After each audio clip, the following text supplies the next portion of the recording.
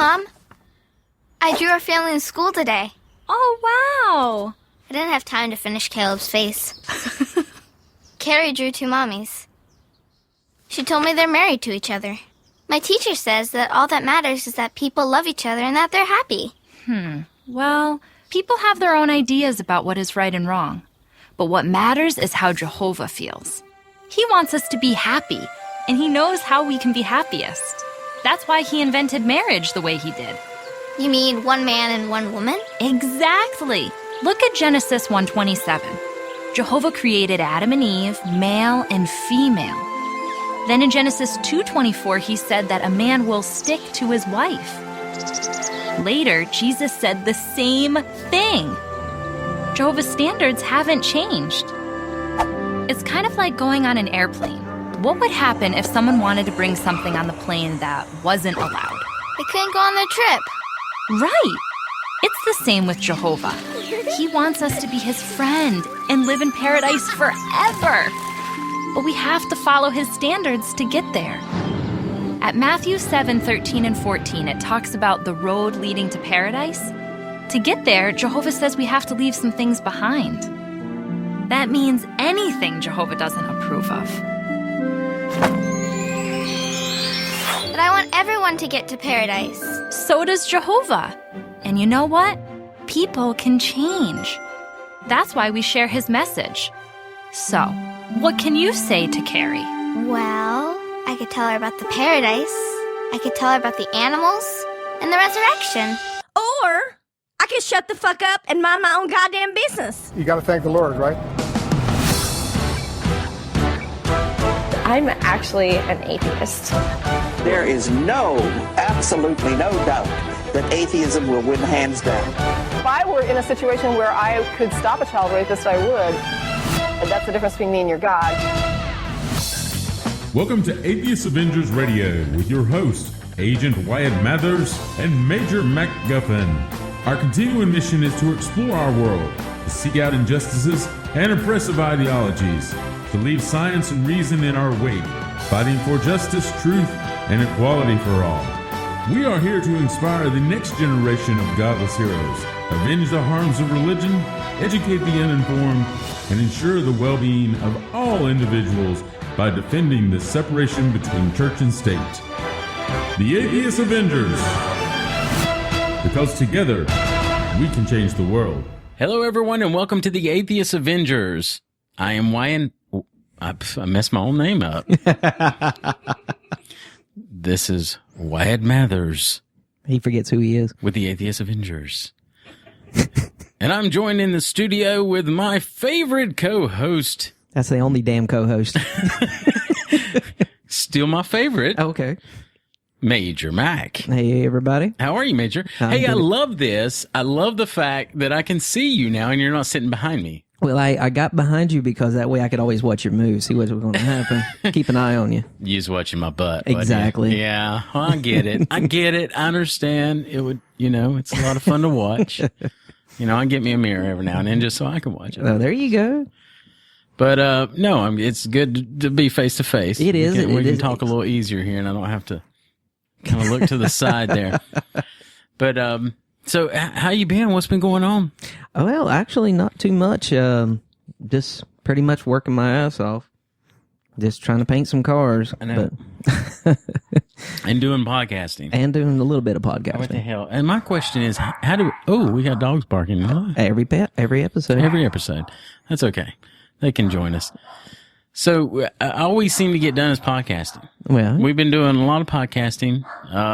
We've been helping those dang feminist girls over there at the PSF. I know, right? They're about to drive me crazy, man. I can understand that. I live with one. My golly. Talk some shit. We got your mic off. Yes, we do. You can't be heard. You can be seen but not heard. That's right. Right where you need to be. Well, I'll steal your mic. she will. She's done it before. She has stole my mic before. Yeah. Well, first of all, I want to just thank everyone again for staying on us about coming back. I'm really glad to be back. I've really enjoyed getting back into it and talking with some people and getting this show back up and going because I have a good time with it. Let's pause here and see what the fuck's going on with them dogs. Hang on just a second. I'll see if I can figure it out. What's wrong, Bobby? She's just in there talking to him. She's going to do that for a while. You sent the wrong person to go talk to some animals. All right.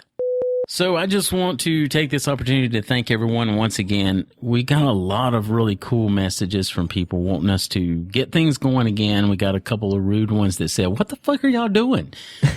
Y'all need to, well, haven't you been? I think Bobby C has given me more shit about not putting out shows than anybody. Yeah. So, well, Bobby C really puts out. So he does put out. Yeah. He really does put out. Yeah. He puts out a lot. He's putting out more than David Smalley now. I tell you, golly. Well, you know, I just don't have time to do 4-hour shows every week. No. A couple of extras in between, but we love you, Bobby. Oh, yes. But, no, thank you guys for being honest and making us get back to it. I love it. I have a good time. I appreciate all the people out there that listen, and I appreciate you guys, and we just have a good time doing it. And it's, you know, this is the time of week that I get to come in here and drink a bunch of beer. This is our communion. So I'm down with it.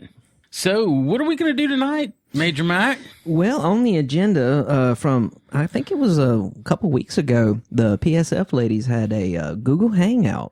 So during their Google Hangout with their patron, we found out that we have an ex-JayDub who has been like putting out the call to be interviewed by at least somebody. Right. So we took up that call and stole their patron for tonight. Yeah, I heard that the PSF girls were like, yeah, we'll interview, and we just completely stole him right out from underneath them. Oh, yeah, you know so it. that's all right, you know. They'll get over it. So tonight we're going to try to speak a little bit with an ex-JayDub by the nice handle of Revan Reborn. We did a show a while back before you come on board with an ex-JayDub, as we're calling them. Ex-JayDub. And it was interesting, and it's always interesting to listen to these perspectives of people who's going through this transition. You know, we went through our transition, or I went through my transition. You didn't really have a transition. Nope. And so people who are, for lack of a better word, struggling with it right now is interesting to talk to, because it helps us understand how we can be better support for these people. Exactly. And that's what we want to do. We want to support the people who are coming through it, coming out of religion, making sure that they understand that there's a community here for them. Right. And we love them, and we open our arms and say, come on in. Exactly. And we'll love you, even if nobody else does. So, you want to introduce our guest for tonight? Well, tonight we have Mr. Revan Reborn, and that's about all I know about him. I'm going to let him discuss himself to us. Rev, how are you? Hey, doing great. Thanks for having me on. So, I saw just tonight the your deconversion story, and unfortunately, I haven't had time to read through that, and I'm really, really sorry about that. Because I get so many emails and stuff that I missed it, to be honest with you. I didn't see it come through. That's all right, I got it. He's been managing the emails for me, and I read it. It's all my fault. I take all the blame. So instead of reading it, which I'm going to go back and read it, but sure, why don't you just tell us what's going on with you, kind of where you came from. Give us how much information you want us to have, you want our listeners to listen to. You know, just keep in mind what I said. We're looking at how we can be better support for people that are in your situation. And that we can open our arms to you and say, how can we help you? So absolutely. Give us a little bit of what your story is. Yeah, so I am a born-in, as we like to call ourselves. My parents were baptized a year before I was born. I'm the oldest of 4 and just a true believer, a diehard believer, until 3 years ago. My deconversion started a few years before that, but I didn't actually realize it was happening. In the Jehovah's Witnesses, in the way it's structured, it's very hierarchical. They pride themselves on not being and not having a priest class or a paid clergy class.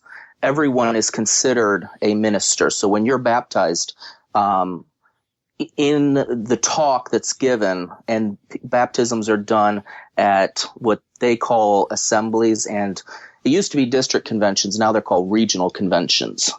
There'll be 3 of those a year. One in the spring, the big one, which is the regional, is in the summer, and then one in the fall. And that's when they have their baptisms. And they tell the people who are being baptized, you're now a minister. So that was, something I always prided myself on. Jehovah's Witnesses strongly discourage college. They've bitten the bullet and accepted people going there now for associates and bachelors. But that is one of the reasons that they don't have a theology. They don't go to seminaries. So they're very happy with the idea that they're not with clergy. In fact, they call them Babylon the Great. A lot of people in Revelation, the book of Revelation, they have that the whore. A lot of people, the whore of Babylon. A lot of religions consider that to be the Catholic Church or the Pope. That is not what witnesses believe it to be. Witnesses believe it to be all false religion. Of course, no true Scotsman. They are the only true religion. Sure. So Heard that before. So I was a ministerial servant for a long time, which is the equivalent of a deacon. You get appointed, and I never made it to elder, which was something at the time I had wanted to be, but never made it there. And then I started learning. I've always been an inquisitive person. Oh, that's probably something you wasn't supposed to be doing. Right. Absolutely. It sounds like they want to discourage knowledge. So just so we understand, now, you said basically everybody is considered a type of minister. So yeah, they have different things in there as well. Your basic congregation is broken into, you have your elders. It's a body of elders, and then the ministerial servants who are assistants. They're the deacons. And then you have the publishers. That's what they call themselves. They're publishers, which I find quite ironic because the more you delve into the history of Watchtower, it is a publishing organization masquerading as a religion. Okay. I've seen the building in Brooklyn. Yes, Bethel, which they're in the process of getting out of Brooklyn and moving. And I find it hilarious. They're moving to a place in Warwick, New York, New Jersey, or someplace. I don't care quite enough to investigate, but it's Warwick. Gotcha. And they bought it a few years ago at a steal, very cheap. And for a group that's the only ones led by the true God, they might have, you'd think that they would have gotten a little heads up that the land is toxic, like nuclear waste toxic. Oh my gosh. I don't know exactly what it is. It's some sort of lead poisoning or something. It's really bad. But yeah, so that's what what's going on with them right now. Yeah, it seems like God dropped the ball on that one. Now, I got a question real quick for the uninformed like myself. When you were talking about elders, I assume you don't mean someone who's like almost ready to step into the grave. What exactly are the elders? So that would be a group of men who are appointed, and these appointments used to go through Brooklyn. They're now done by the local circuit overseer. A circuit overseer is basically you could compare them to a bishop. Right. They oversee about 20 to 25 different congregations. The local elders there's the coordinator of the body of elders. They used to be called the presiding overseer. They changed that term about 5 or 6 years ago because too many of them, it went to their heads like they were the chief elder. Oh, gotcha. And so they're the ones who are in charge of planning the meetings. Now, the meetings, they have 2 a week now, basically a Sunday and then a midweek meeting. And the agenda is already stipulated, but then they will give out the assignments to the approved brothers. Okay. And occasionally the sisters, they're allowed to participate too. Well, yay not for as the much. sisters. Yeah, I know. But then they also take the lead in the field service, Okay. what witnesses are most famous for. Okay. They take the lead in that. Has that always Yes. been the way that worked? Yes and no. So now it is. For a long time, they did not technically. They were supposed to, but there were lots of times and we're talking 40 plus years ago when they would like have a meeting for field service, like on Saturday morning.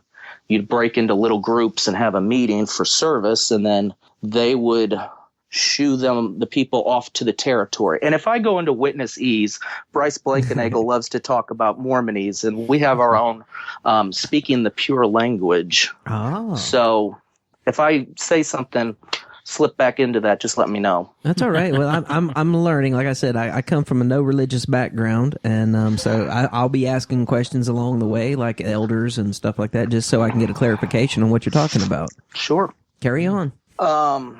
So that's basically what the elders do. The ministerial servants help typical positions for a ministerial servant, and they emphasize the term servant. And another witnesses I'll throw out there is they love to talk about they want to use a brother. We're using this brother, and it's considered a privilege. It's considered a privilege. I'm being used by the elders. We can't use this brother over here because he's not X, Y, and Z. And it wasn't until even 5 or 6 months ago, and mind you, I've been an atheist for almost 3 years, and that little connection of how the rest of the world uses semantically that little phrase is not how we used it. Right. Use a brother. That means something totally different in other neighborhoods. Yeah. So they've got the territory servant and the literature servant and the magazine. Although they don't really do magazine servants anymore, they're really phasing out the printed literature to save money, and they're encouraging everyone to use their Androids and iPads and such. Yeah, it saves them a lot of money. They've been pushing the is it JW.org? JW.org, yeah. They've been pushing that a lot. Yeah, I've actually went on there to do a little bit of research in the last few weeks. Good for you. Yeah. Making me look bad here. I know.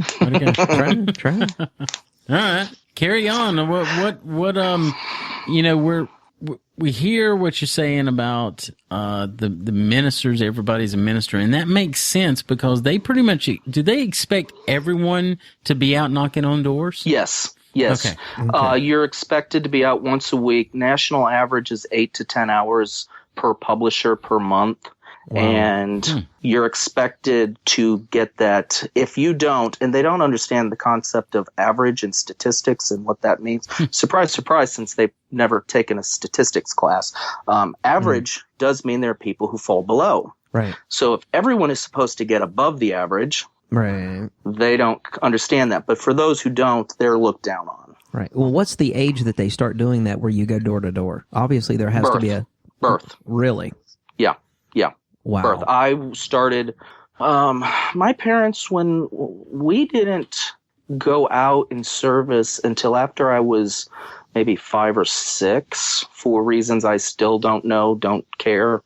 We went to all the meetings. But yeah, as soon as you hit that age, in fact, they encourage students in school, even as young as elementary, to consider it your own. When you go to school, it's your own personal territory. Wow. Everyone has a territory. You go check a territory out from the territory servant to go out. And so you can't give a territory to a 10-year-old who can't drive. But they can go to school and they have their own little territory. Wow. And in the latest Caleb and Sophia video, they hit on that. It's disgusting.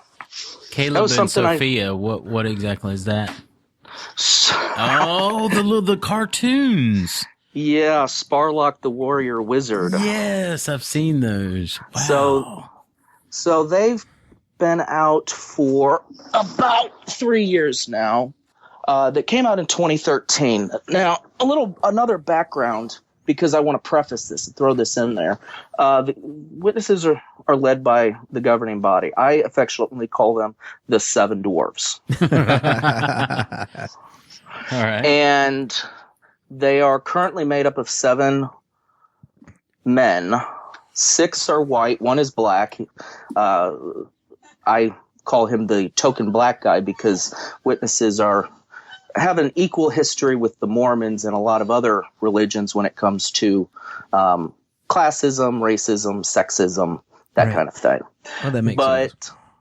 But only one of them, of the current members, Tony Tight Pants Morris, has children.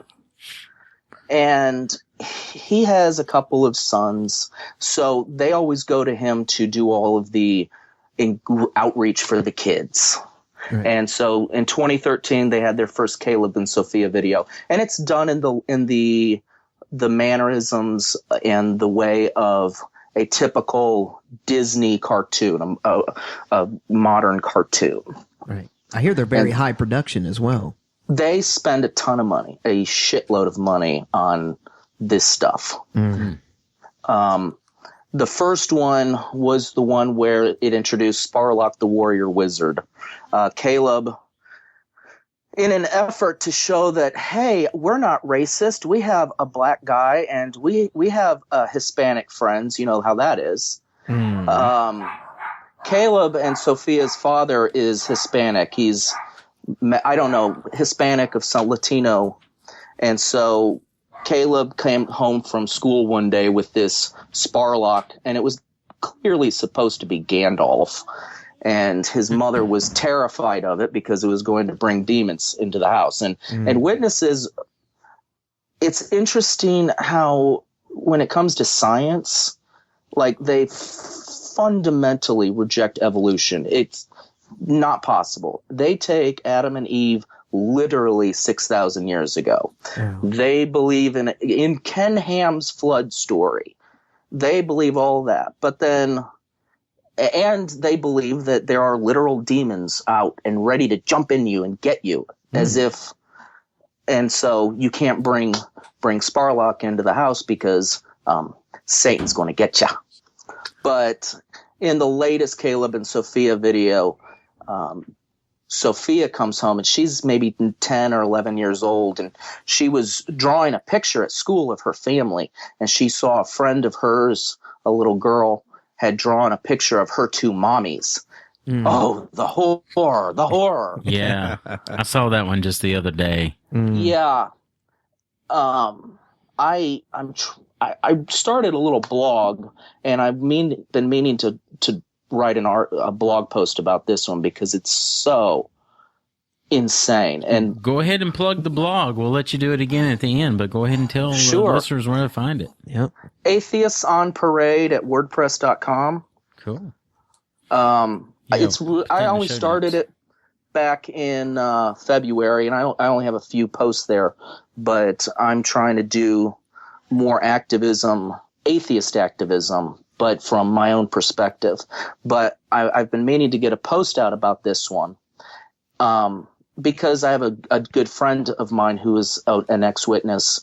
We went to college together as well, and she's a lesbian, and so I take LGBTQ rights pretty personally. Mm.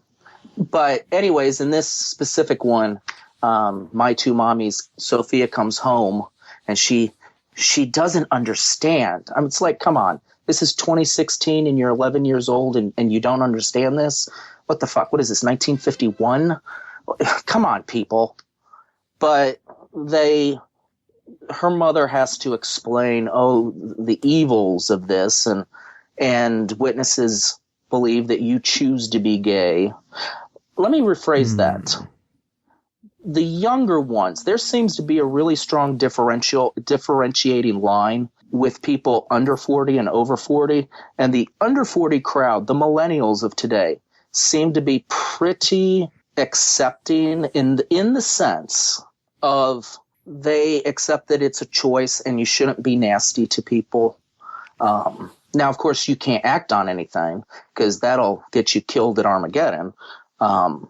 As opposed to the over 40 crowd who typically tend to think, oh, it's a choice, and they can be incredibly hateful and spiteful.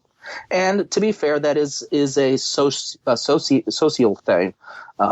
Their generation, in many religions, that's very common. Right. But they go through it in this video about the horrors of having two mommies. And then they end by basically Sophia's going to go and make her personal territory at school and witness to all these people and save their lives so they can get into paradise too. Oh, yeah. Yeah, doesn't the mom actually tells her to go and witness to the little girl that has the two mommies, right? Mm-hmm. Correct. So she's supposed to go and tell them, "Oh, your mommies are sinful." Right. Yes. What the fuck is that all about? Yeah, and I want to throw this out there too, because there are people who convert later in life, but for those of us who are born-ins, where this is all we knew. I remember looking at people. My family, my dad's family, were all Catholics. They are all Catholics. And I remember, because of the theology that they teach, witnesses don't believe that everyone goes to heaven. 144,000 go to heaven. The rest are going to be on earth. Mm-hmm. Only witnesses. But if anyone dies before Armageddon, then they'll be resurrected. So put that into the mindset of a 6-year-old, a 7-year-old who loves his family and knows that they're all going to die and hopes, prays that they're going to die before Armageddon so that they can come back in life, back to life in the new world. Witnesses are not allowed to have beards. I don't know if they're not allowed to have, they can have mustaches and sideburns. That's a whole nother story, thanks to Joseph Rutherford, who was technically the third president of Watchtower, but really, in all practicality, the second. And he made that ban back in the 20s or 30s. But going around and going to the supermarket and seeing men with beards and going, oh, you're going to die. You're not a witness. You're going to die. This is the mindset of kids who get raised, the born-ins, us. And it's very psychologically disturbing. Wow. I can see how that could be that way. Especially at a young, tender age. Yeah, yeah. Wow. Well, that video just completely was crazy. They're all insane. They're all crazy. This one is a step above. It's like, to use a cultural reference that's applicable to right now, Ted Cruz makes Donald Trump look sane. That's this Definitely. specific one. All of these videos are crazy. This one is the worst one. I think the worst one that they've done yet. Wow. And it was probably very well produced, because I watched it as well the other day, and this really blew my mind. We're talking about Pixar type of production. Yeah. I have heard, and this is anecdotal, so if somebody knows this, it is very Pixar-like, and I have heard that there is an employee of Pixar who is a witness and who's been doing this, involved in production. And by the production of these, that does not surprise me at all. I could be wrong. I mean, that I've heard stories and I don't have anything. I've never seen anything to back that up. Wow. That is truly crazy right there.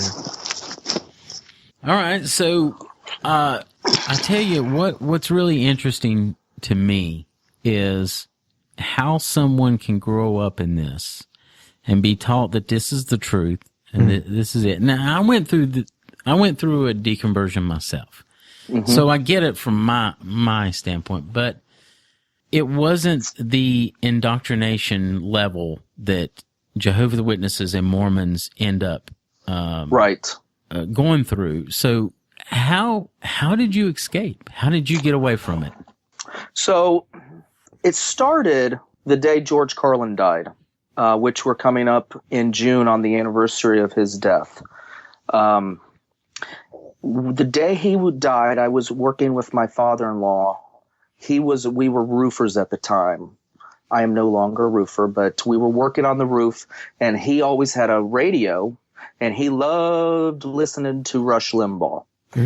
He's since gone to he doesn't listen to Rush as much. He now is a diehard Alex Jones fan, but that's another aside. But the day that George died, Rush Limbaugh played his bit from the HBO special Jammin' in New York about the Earth. And the Earth is fine, the people are fucked. and it, of course, it takes on George's very cynical personality and his viewpoint. And I don't totally agree with everything, but he made a lot of points, good points, just calling out the hypocrisy. So I went home and I got on YouTube and felt very guilty getting on YouTube because, witnesses really, not anymore, but they were not supposed to be on the internet. Mm-hmm. Mm-hmm. It was almost basically outright banned in the 90s. Knowledge is a bad thing. Knowledge is a bad thing, and they are absolutely right to be terrified of it. Yeah. Mm-hmm. So I got on YouTube and I started listening to all of his stuff, and it was I was just mesmerized. And one of the things that he talked about are things that witnesses agree on. It's very easy to make an atheist out of a witness. And the reason is witnesses are very, very good at looking at other people's religions, be it Hindus or Buddhists or Christians, and nitpicking. The idea of hellfire is a horrifying doctrine. Witnesses don't accept hellfire. I did not have to go through things like Bobby C. said that he went through. A lot of Southern Baptists have talked about this fear, even though they don't believe. They have this fear of hell. I never had that because witnesses believe, and you can support it in the Bible. I don't care enough about theology to go one way or the other. Right. But when you die, you're dead. They believe just like we as atheists believe, except for the 144,000 who go to heaven. And then in the future, there'll be a resurrection on earth. Mm-hmm. So George Carlin would talk about, people looking down, and the Make-A-Wish the heavenly branch of the Make-A-Wish Foundation. And this stuff resonated with me. Praying for stupid shit. Well, witnesses maybe individuals will be like, hey, Jehovah, I lost my keys. Where are they? But for the most part, they really don't do that kind of stuff, or at least theologically. So I was already there when it came to this kind of to undermine my faith. It took a few more years, though. So that was in 2008, 2009, and 10. I also had a growing problem with how witnesses treat the LGBTQ crowd, those groups, the LGBTQ groups. And the reason for me was I am not gay. The idea of being gay, being with a man, is absolutely repulsive to me. Mm-hmm. So if somebody wants to do that, to me, there must be a biological factor there. Right. And if there is, it's not fair to punish them for that. And if there is, which there is, why would Jehovah create it that way? That made no sense. So I was working these things out in my head, not realizing I was working them out in my head. Then I went to college. Witnesses are like, and witnesses will get on the platform and they will go and rant about the evils of college. Mm-hmm. Now, they have since had to backtrack that because it is very difficult to get a well-paying job. The economy sucks as it is without additional higher education.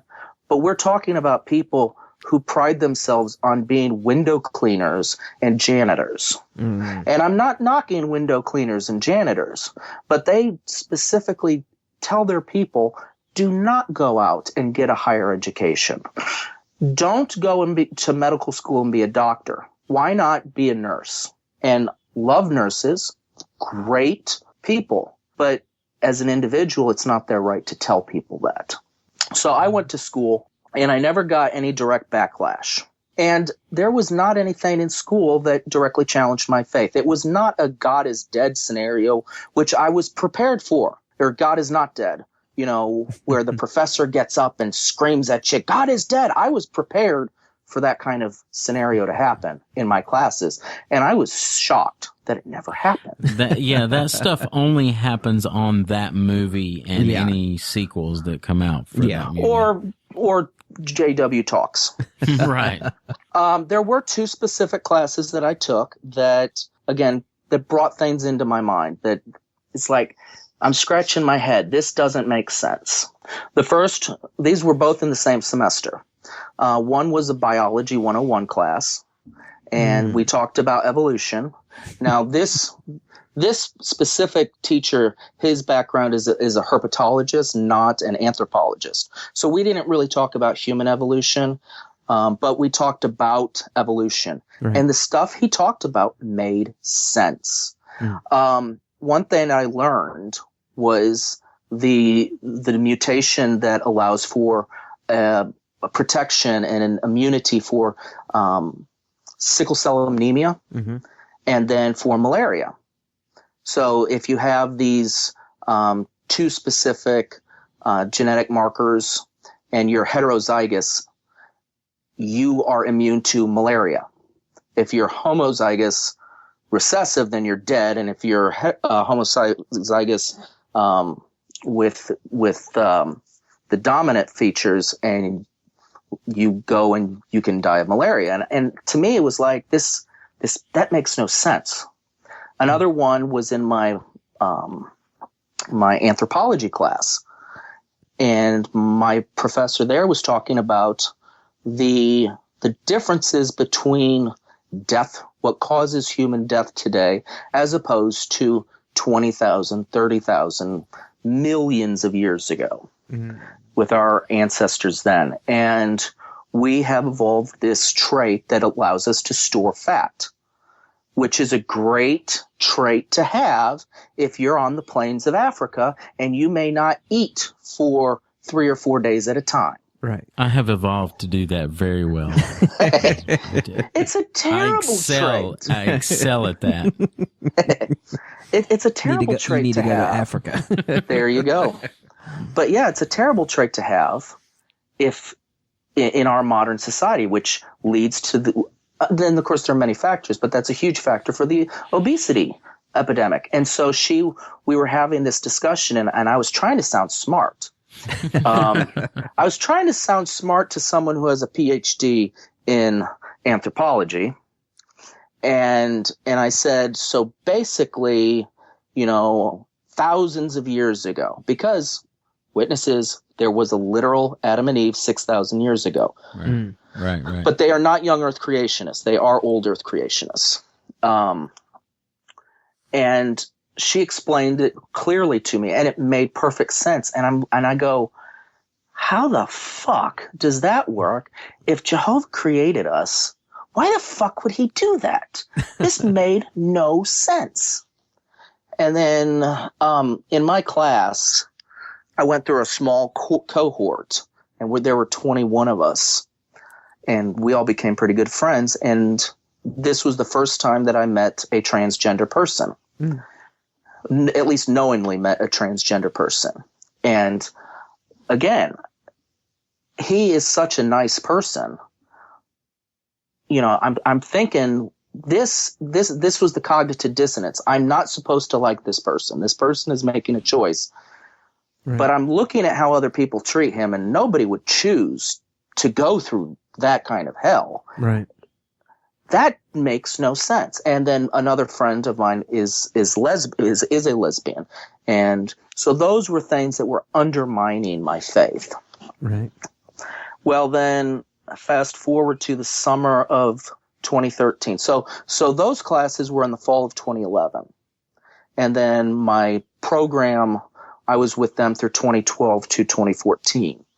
Then in the summer of 2012, I became friends with a friend of my brother's, and we would talk back and forth on Skype. And I didn't know his religious background, and he is an atheist. And I'm proud to say that he did not identify as an atheist until he watched me go through this process, because he was there, and he now self-identifies as an atheist, which is I'm very happy about, him accepting that label, because we need to accept the label. And we would talk about things, and because witnesses, the Bible was written for us, we know it. Nobody else understands the Bible. And so I would talk to him about prophecies that were fulfilled. Right. Cyrus, the king of Persia, that destroyed the city of Babylon and freed the Jews. It was prophesied in the book of Isaiah. Right. That 200 years beforehand, that it was him, his name. Now, when you're talking about the Bible, do you mean the New World Translation of the Holy Scriptures? Yes, the New World Translation of the Holy Scriptures, which they had another revision of that they released in October of 2013. Right. They pride themselves. If you go back and look at the talk in which it was released, they have an annual meeting every year because they are a corporation. So legally they have to have a meeting. And theirs is always the first Saturday in October. And it was at this meeting that this was released. Right. And the member of the governing body, this was Mr. Potato Head, Jeffrey Jackson. I have names for all 7 of them.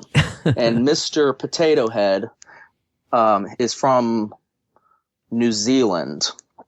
And he gave the talk, and he went on, so happy that in this version, they removed 50,000 words to make it more understandable. Mm-hmm.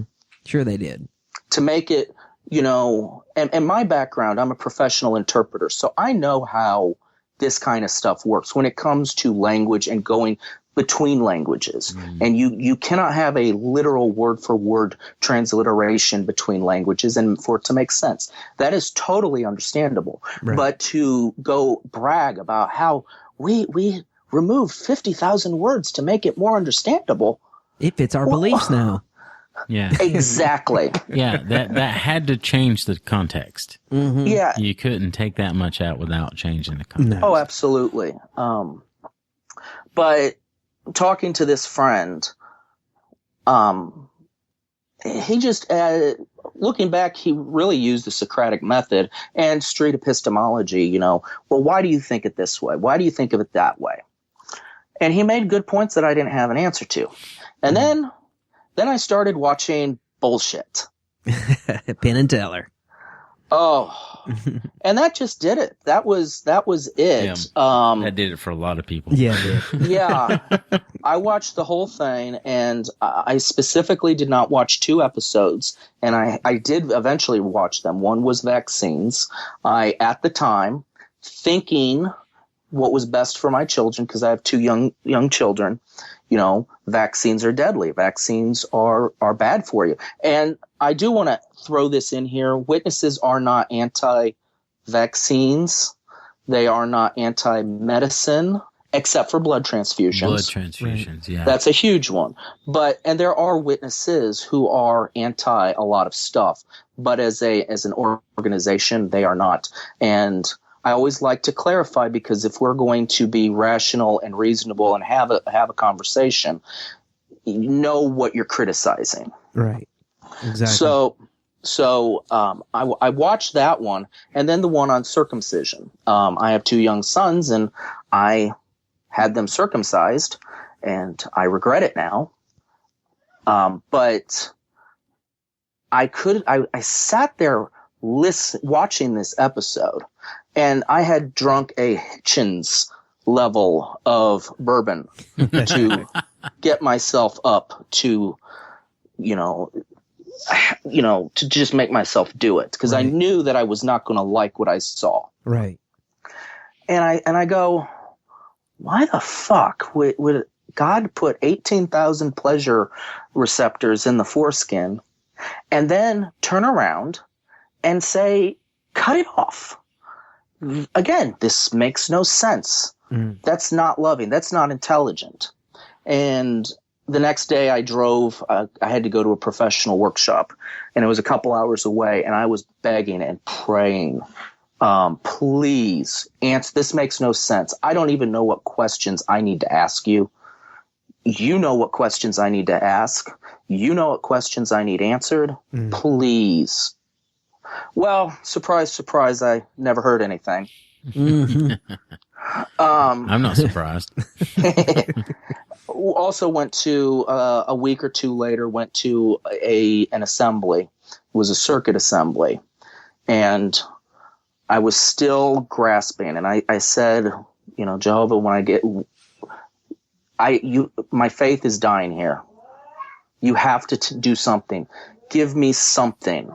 Mm-hmm. And nothing happened. And so the actual going and accepting the label of atheist really happened within about 2 weeks. And it was very painful. Mm-hmm. But it was a process that started in 2008. And then, going back even, like I said, about my childhood and looking at people and as the way that born-ins look at people. Wow.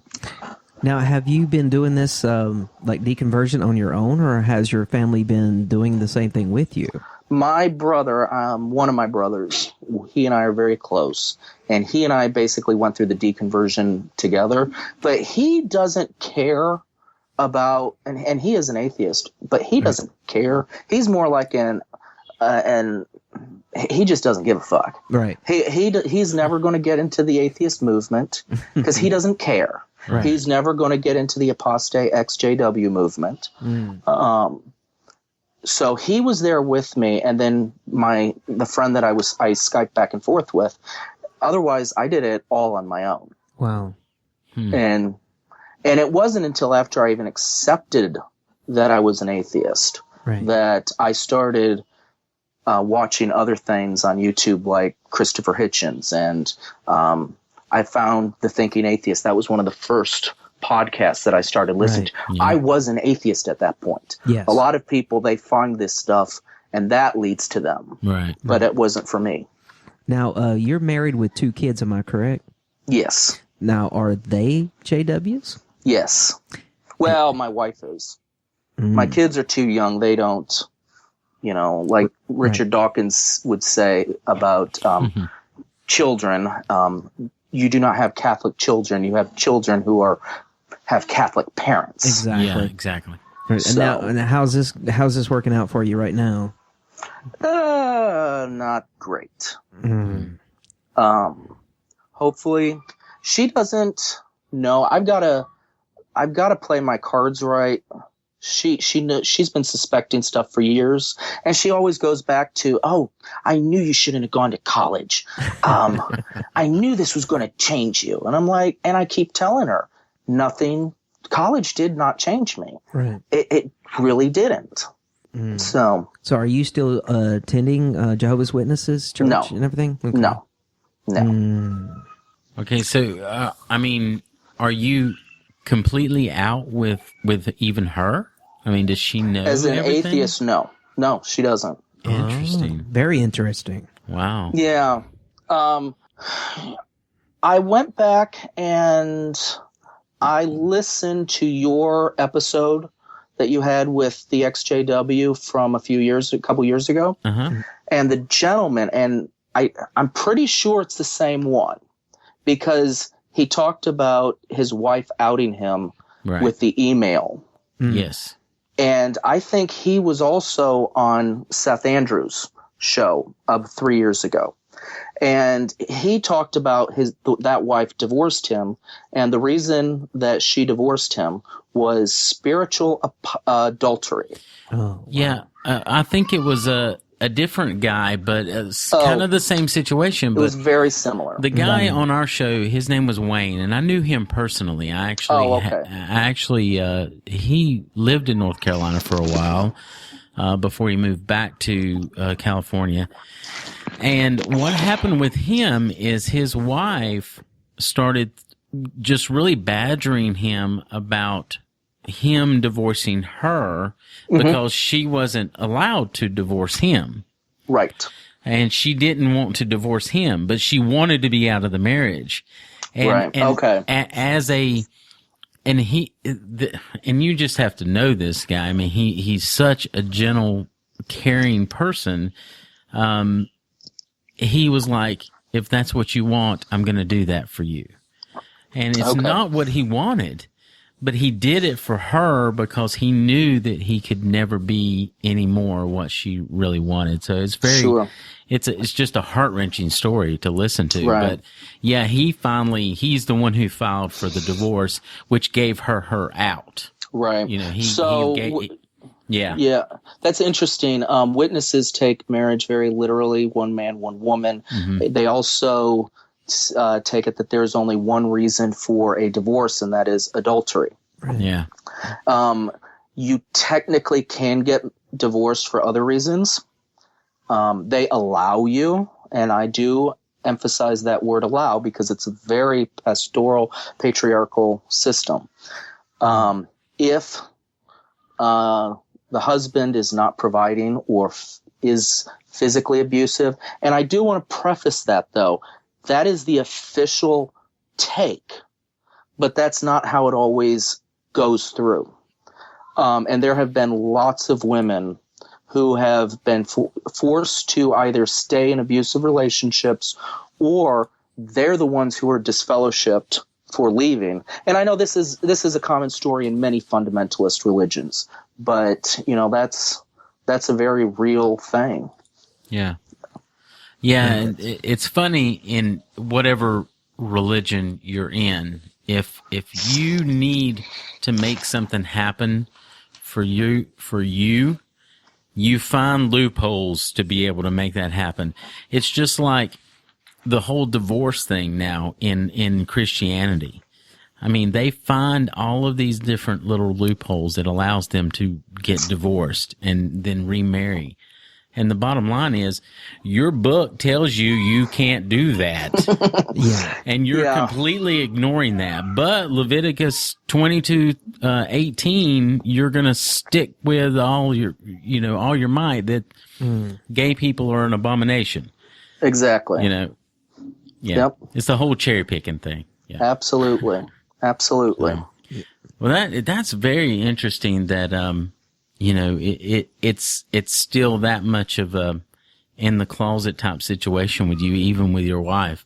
Yeah. And I mean, my heart goes out to you because I know that's a difficult position to be in. I admit I was extremely lucky that my wife and I kind of went through the journey at the same time and arrived at the same places at the same times.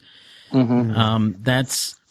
That's just me being lucky, really, honestly, because I know people who are in your same situation. I mean, we have a guy that's within our social circle here that he was doing the Unequally Yoked show. I think we actually talked with you about it a little bit on the hangout we did. Right. And I mean, he's still struggling with things, and they're trying to work through things, and I just can't imagine being in that situation. So it is. Yeah. I mean, I've got it better than a lot of people. I'm going to be coming totally out and openly as an atheist by the end of this summer. I just have to do some other things personally. A lot of it was just working it out for myself because there is a fear. But my parents know, they don't care. I've built a good support system of friends as well here. So, and that's why I want to get more into activism. Right. Wow. That is so. Well, anything we can do, we're here for you. Have you, I don't know if we talked to you about it before or not, but have you heard about ReasonCon? We hope you get the opportunity to come hang out with us at ReasonCon.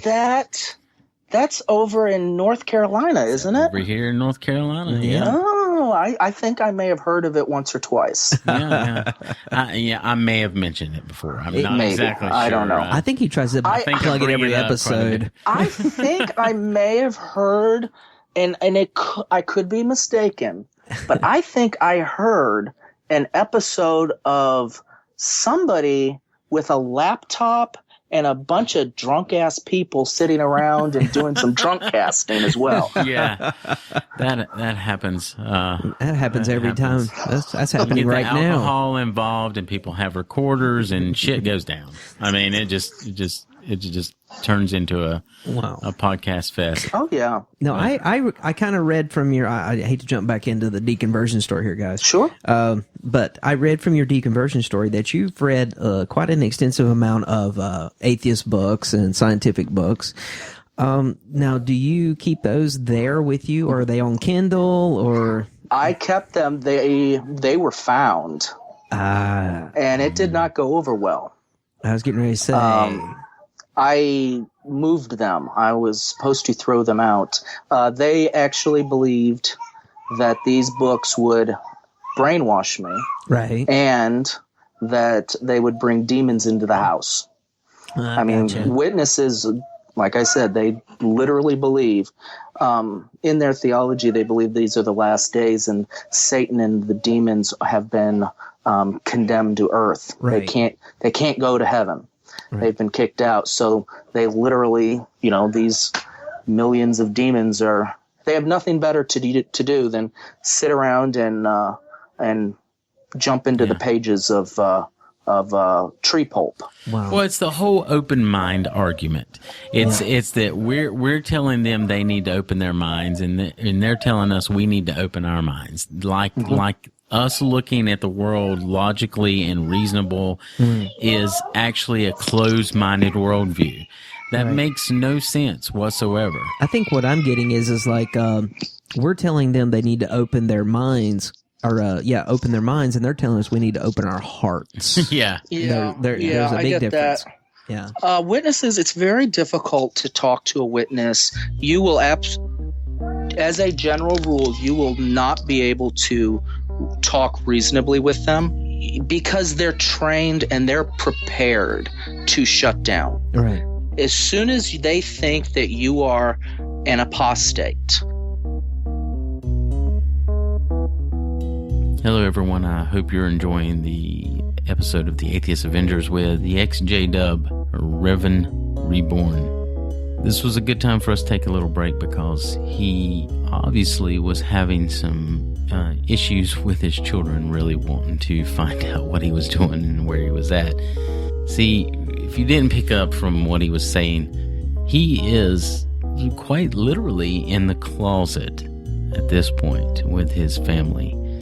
He was in a secluded place in his house trying to record this interview with us out of the earshot of his wife and his children. But his children found him and was banging on the door and screaming that they really wanted to see their father and figure out what he was doing. Any of you guys with kids will know how that goes. They do not allow alone time very often. So he had to calm them down. We had to take a little break. He had to calm them down, and he had to go to another secluded place in his house for us to continue the interview. But I just wanted to take this opportunity to kind of point out that this is the type of challenges that people like Revan have. They live in this world of the people even closest to them can't really know who they are. And it's all because of indoctrination and who they've been taught that an atheist really is. So again, I feel it's my responsibility to get out there, be open about who I am, so that I can help alleviate this taboo of the evil, devil-worshipping atheists. That's not who we are. We're good people. We're going to get back to talking with Revan Reborn, and I think he was able to calm his kids down, and we were able to talk with him just a little bit longer. So please enjoy the rest of the show.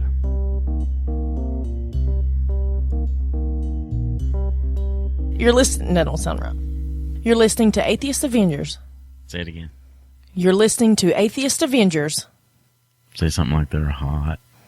They're hot, sexy motherfuckers. They're hot. Okay.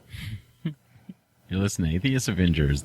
They are some hot, Sexy motherfuckers. You're listening to Atheist Avengers. They are some hot, sexy motherfuckers. You are listening to the Atheist Avengers. So, back to recording. You can't do a lot with them, and which is why I want to get into activism. Right. And I was listening to an episode of this latest one of Dogman Debate, and where David was interviewing a Christian grandma, and she asked, if you don't believe in God, why bother doing this? Right. Mm-hmm. Now, for one thing, witnesses who deconvert and get into the movement, we tend to become firebrands. We have that evangelical background anyways, so we tend to be firebrands. And so why bother do it? And I'll tell you why I want to do it. And it's because I can see these kids, these witness kids who are in these situations, and I want to help them. Sure. And the internet is the bane of organized religion anyways.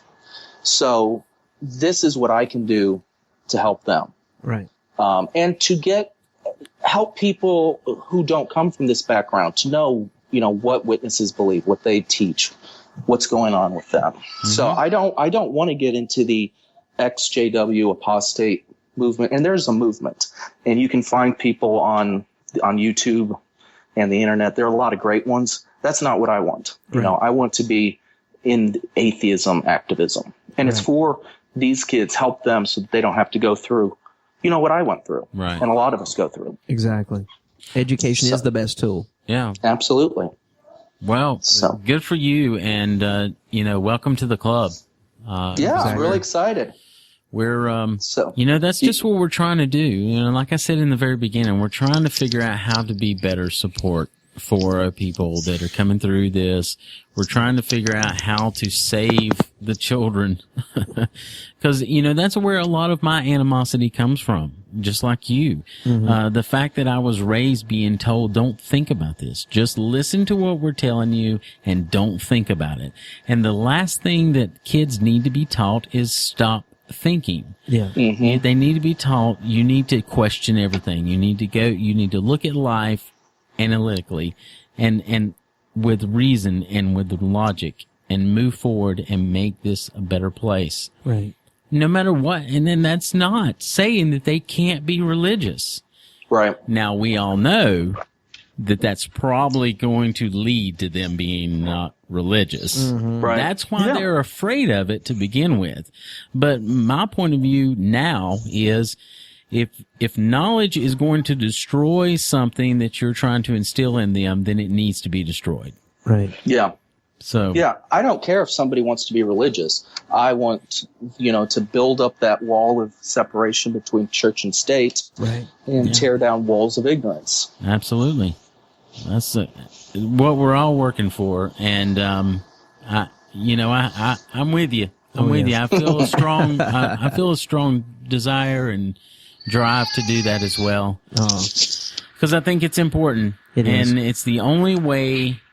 I think you said earlier, embracing the term atheist. Mm-hmm. Yes. Obviously we've embraced the term atheist. And I think it is important because part of making our belief system accepted is people knowing us.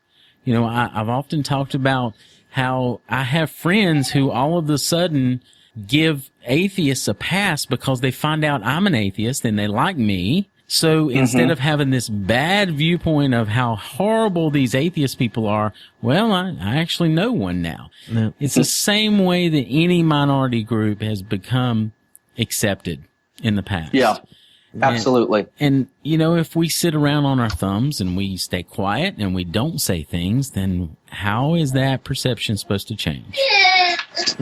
Exactly. They found you. They're tracking you down. Well, I appreciate this. You guys should be happy because you got to. Oh, I was saying you guys should be happy because you got to take my podcasting virginity. Oh, yes. Well, how was it for you? Pretty good. It was sloppy drunk for me. Appreciate it. Yeah, well, we hope Thanks you for having enjoyed me on. yourself, and we really appreciate you being on here with us. And like I said, we are honestly here for you, man. If there's I anything we appreciate can that. do, anytime, we're going to put a link to your blog on our show notes for this episode. And, anytime you've got any feedback or anything for us, let us know, or anytime we can help you out, let us know. Absolutely. And I Well, I'm really excited. honestly hope that we see you at ReasonCon. I'm going to do my best to be there. I'm planning on it. All right. All right. Thanks a lot, guys. Thank you, and have a great night. Thank you. Good night. Bye-bye now. Good night. Oh, them kids were after him. Yeah, they were. They were tracking him down throughout the house. That's I was good. going to give a plug to a book, but Well, go ahead. We can talk. We can put this at the end if you want. Well, no, I was just going to get a book. There's a book that it's for believers of mixed faith. Yeah, let's talk about it. We can put that in there. Well, I don't know much about it other than what I've put on here. Hang on one second. It was just a book that I didn't know because of the way he was talking about with his wife not knowing. So there's a book out there that's for mixed faith families to help them cope with situations with this issue. And what I was thinking about is that the book is more or less for the people who have the beliefs to read, is what it sounds like to me. It's called In Faith and in Doubt, How Religious Believers and Non-Believers Can Create Strong Marriages and Loving Families. It's by Dale McGowan. Cool. Yeah. All right. So I definitely recommend the book, and so does Dan Arrow. So Good deal. Yeah, we'll stick that on there and let people know about it. yeah, I thought that was a good book to go along with this, especially mixed beliefs. Well, damn, that went pretty damn good. See what happens when two Francis kind of Hefeweizens get involved? Yeah, I was drinking Bud Light over the thing. Oh, I hope you're still recording. Amanda's just... You still recording, right? You still recording? She's so ashamed. Are you going to put a bag over your head? You're ashamed to be seen with me? You are still recording it, right? I am. You better put that in. He admitted he was drinking See, I'm Bud in control. Light. I can edit whatever I want to edit. He admits he was drinking Bud Light. Well, I'm not drinking it now. No, that's because I bought you some Yuengling. Yeah, you took care of me. Well, actually, that went pretty decent. I had a lot of information. I mean, I was ready to go for questioning if we had to. Yeah, he just literally run out of time. Yeah, yeah. Well, the kids had enough. Kids had enough of not seeing him. Yeah, that's crazy that his wife does actually not know. She has to know. She something. has to. If she's found those books and Women stuff. know more than we think they do. Yeah, but how's that going to work when he finally just comes out? See, that's what I was wondering. It's like she could take it so many different ways. I was going to recommend the book to him if he hasn't already read it, but I didn't have time because his kids were really getting on him. Yeah, I would. Dan Arrow says he wishes he really had this book, access to it before his divorce. That's how good he recommends it. He did a big blog about it. And I was like, wow, I haven't read it. I've been definitely wanting to download it to Kindle. So to see what this book is about, but I got some information right there. So yeah, I couldn't imagine when like having to come home and if you had been religious, like, you know. Well, that's one of the things, you know, it's like when You come home to be away from the rest of the world, you know, to like that's your sanctuary. And your sanctuary to have your guard up and not be like exactly who you are. Yeah. Like, how do you deal with the rest of the world then if you never had that moment? Yeah. Yeah, that's I guess that's one of the biggest things that because I remember him saying it from his from the Google Hangout that his wife didn't know. Yeah. And I was like, sure, she has to know something. I mean, there's no freaking way. And I had plenty of questions just in case, you know, that she knew I was ready for excommunication and shunning. Right. So, I mean, I even had the information about families and breakups. I mean, well, you know what? You need to use your information. Yeah. Well, see, I had all of that right there. Yeah. It was all about the Jehovah's Witnesses believe in marriage. They don't believe in, see, they counteract themselves. You know, they go against what their own beliefs are. Oh, now the podcast is done. You're going to say something. Well, no. It was all about his deconversion story. It was, he talked about it and that's fine. But no, this right here was talking about, like the Jehovah's Witnesses are talking about they do not want to break up a marriage, but then they talk about shunning it for for breaking the tenets. Number one, I don't know what the tenets are unless it's something of their 10 commandments kind of thing. But, You could have said that. well, I mean, like I said, he had a good story going, so that I wasn't going to interview or say anything, interject unless it came to that questioning. I was ready for it though. I had all the questions ready. But, yeah, they said they don't want to, break up families, but then it's like, okay, you got to shun them if they've done certain things wrong. Yeah. And I was like, well, okay, so is he ready to be shunned by his own wife? But then, they're talking about they don't want to break up families like they are talking about marriage and stuff like that. Yeah. Well, it was interesting talking to Wayne on episode 9, I think it was, because that was what I was talking about, where his wife, she couldn't handle it. She needed him as the person who had left the religion to file for the divorce so that she could say, I tried. Right. I tried, but he walked away. They're not like the Mormons, and he though, did that for her, not wanting to do that. He did it for her, knowing that's what she needed him to do. No, they're not like the Mormons, though, are they? Where they believe the incestual king, incestual. Listen at me, for the incestual, incestual. A little something different there. Yeah, it's starting to slur now. This, help me with the damn word. Celestial kingdom that the man has to invite him in, right? In celestial? Incestual. Intercelestial. I hope you're not recording your shit. Oh, of course I am. It's always recording.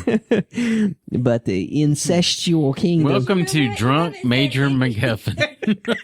He says nothing. The show's over, and now he's like. Welcome to Demander, right? The beer's just kicking in. Yeah, the beer's just kicking in. I wanted to be absolutely coherent during the interview. Okay. Well, maybe you need a little bit more beer to loosen you up a little bit more, so you can just be like, blah, blah. Because I can edit you out, you know. Yeah, well, that would work. Kind of like we edit Drunk Demanda out every now and then. We're in the incestual kingdom. Actually, that's a lie. We never edit out Drunk Demanda. No, that's when you leave her in. Drunk Demanda stays in. But I guess what I was, Nobody knows what you're talking about. I don't either. I'm just wondering, like, in the mixed relationships the mixed belief relationship with a Jehovah's Witness and a non-believer, if it's like a Mormon family where they have to have, like, the husbands has to be in there to get them invited into the heavens. I don't know. That's what I was wondering. I don't know about that. Well, that would have been a question you could have. No. Well, and also, I didn't want to dig too deep into his struggles with his wife because I'm sure that's a that's when also another that's a sore spot, and maybe we can re-interview him after the summer. Yeah, because he said he's coming out at the end of summer. Maybe sometime in the fall I can catch up with him and we'll do a re-interview with him. We'll bring him back and we'll say, how'd it go? Exactly. Tell us all about it. We'll do an update interview. See, this is how you do shit. That's how shit's done. You see? Demanda, go back to your own podcast. Exactly. We got this shit. Let me run that for you too. I'm gonna go drink more beer. Let's get the fuck out of here and drink some more beer. That's what I'm doing now. All right.